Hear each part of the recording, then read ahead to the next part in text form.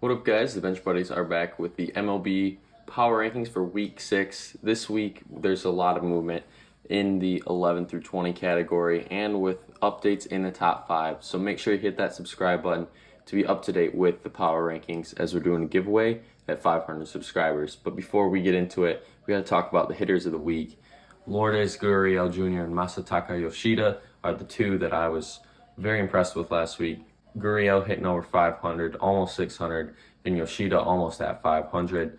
And last week, Yoshida led the league last week with 12 hits, and Gurriel, well, you can see there, just absolutely had a tear. 4 home runs, 6 RBIs, and 5 walks. So he was doing almost everything for the Diamondbacks. And we'll go to the pitchers. We have Bryce Miller and Cal Quantrill. Bryce Miller in his first and second career starts absolutely dealt in 6 innings in both. Gets a win in 1 and only gives up 1 run. The whip is insane, .42, and he has a bright future if he can keep pitching like that for those Mariners. And Cal Quantrill, shut down the Yankees and the Twins in the same week, only giving up 2 runs against those two teams, the high-powered teams. And it's just a good thing for those Guardians as the pitching is keeping them afloat. And the team of the week is the Boston Red Sox. They swept Toronto and then beat Philly in the series 2-1 as they lost on Sunday to end the 8-game winning streak. So this team is getting hot, and I think this is probably one of the bigger surprises that we've seen this year, especially out of the AL East with every team over 500. And the Red Sox, somehow are doing it. They were not favored to come into the year and be in this position so far. And here they are, second in average, third in RBIs, first in hits.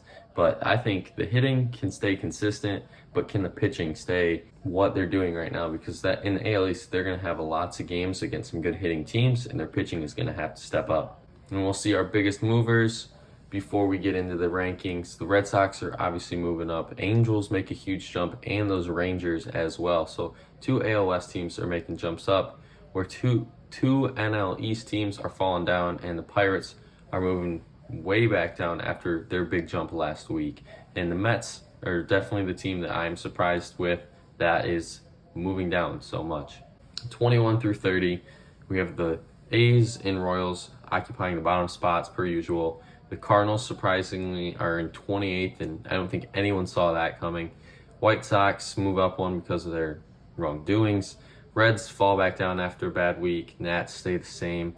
Rockies up. Marlins take a huge drop down into these rankings. And the Tigers and Guardians are moving up as they're playing a early series in the week.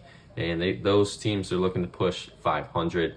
And, the most intriguing teams here, I think, are the Tigers and the Rockies. With some good weeks last week, let's see if they can build on those momentum. 20 through 11. And this is where I think you can rank almost every team a spot up, down, maybe a few up, down. It's just so congested here. You get the teams that aren't over 500 towards the bottom. And then once you have the 500 and up, it's pretty much a crapshoot and whoever's doing hot at the moment. The Phillies, Mets, and Giants are all under 500. And those are the teams that had higher expectations coming into the year. So I got to keep them at the top. And then the 500 teams with the Mariners and Cubs. And then the Diamondbacks, Twins, Yankees, Angels, and the Brewers finish at 11. And the teams to look out for here, possibly jumping into the top 10 next week, are those Yankees, Angels, and I'll even say the Diamondbacks, because if they, finally get a good matchup and get hot, then those Diamondbacks could be, a very tough team to knock out in NL West. We see the Padres and Dodgers aren't on this list yet, and they're in the top 10, and I think the Diamondbacks could join them very soon. 10 through 1. Nothing's changing at the top. Obviously, the Rays are the best team in baseball right now after going 5-1. And then after that, it is pretty much another congested mess.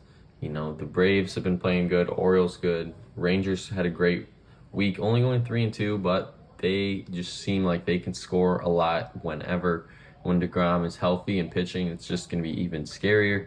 The Dodgers move into the top 5 after a very good week. And, the Blue Jays moving down 1, struggled this week, but they're still a very good team. And then those Red Sox that I was talking about earlier, 21-15, was on that 8-game winning streak, 6-1 last week. So they are jumping into the top 10. And then the Padres still at 8, 18 and 17, nothing crazy, but since Tatis has been back, that has been a much better team. And then the Astros, the defending champions, at 17 and 17. I can't get them out of the top 10. You know, this team doesn't have Altuve, and he is the glue for this team. And, you know, Ryan Presley hasn't looked impressive closing out games yet this year.